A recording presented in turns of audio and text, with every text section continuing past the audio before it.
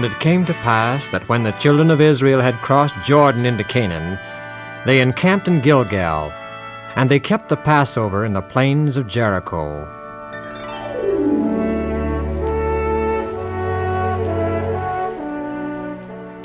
And the next day after the Passover, they ate of the old corn of the land, unleavened cakes and parched corn.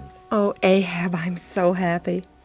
Ever since I was a child, I've dreamed of the beautiful land of Canaan, the trees, flowers, and a real home again. I'm not so certain we deserve such a wonderful land, Sharon.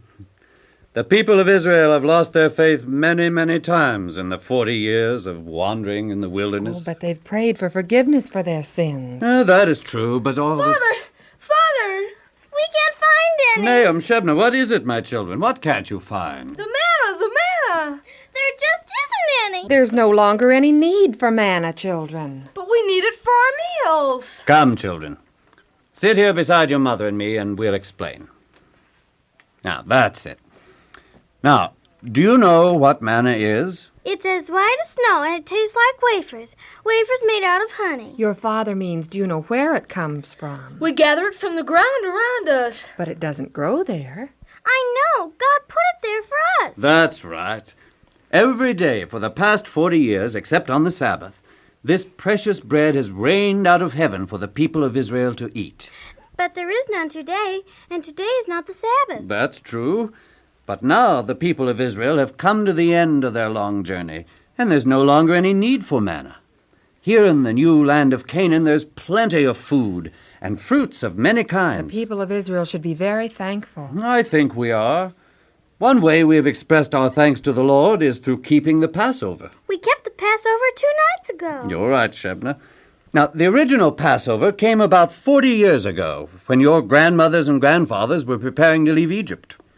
The Lord had told Moses that he was going to slay the firstborn throughout all the land, so that the Pharaoh would let our people go.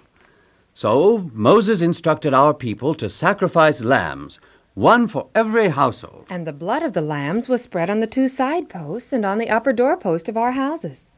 In that way the angel of the Lord knew which houses belonged to us and which houses belonged to the Egyptians. That night all the firstborn of man and beast in Egypt were killed, except in our houses, which the Lord passed over.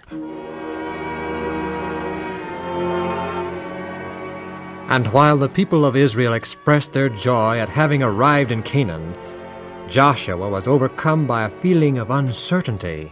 Joshua! Joshua! Who is it? It's Joram! Ah, Joram, my trusted lieutenant. Yes, come here, Joram. I'm concerned about you, Joshua. Oh? You've been keeping to yourself the past few days while everyone else has been rejoicing. Is something troubling you? Well, I might have known I couldn't hide anything from you. As honored as I am to have been selected to replace Moses as the leader of Israel, to be frank, I'm frightened by the responsibility. There's no need to be afraid. Even Moses faced many trying situations. The Lord will guide you. Yes, Jorma, but just how can we capture Jericho? Well, there are many thousands in the army of Israel. I'm certain that we can win. Our spies reported that Jericho is strong and well defended. Even from here you can see the soldiers on its mighty walls. As for our number, you forget that we lack experience in the art of war. We defeated Sihon, Og, and Arad. That's true, but we've never before attempted to storm a strong fortress like Jericho. No, Joram, I'm at a complete loss to decide on a definite course of action. I need to go out alone and seek guidance from the Lord.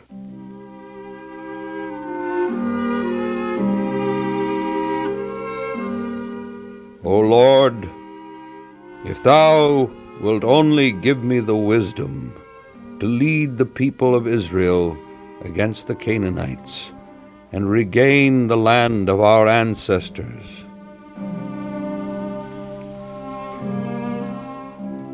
And it came to pass, when Joshua was praying, that he lifted up his eyes and looked, and behold, there stood a man over him with his sword drawn in his hand.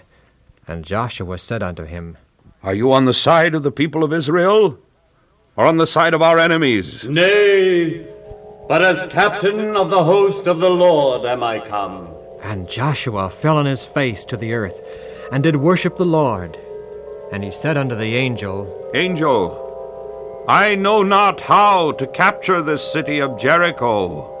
The Lord hath given into thine hand Jericho and the king thereof. Ye shall circle the city once each day for 6 days. And the 7th day ye shall circle the city 7 times. And 7 priests shall blow before the ark 7 trumpets of ram's horns.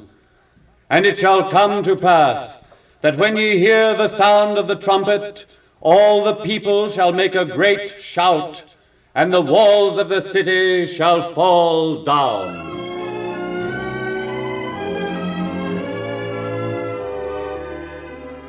And Joshua returned to the camp of Israel, greatly encouraged,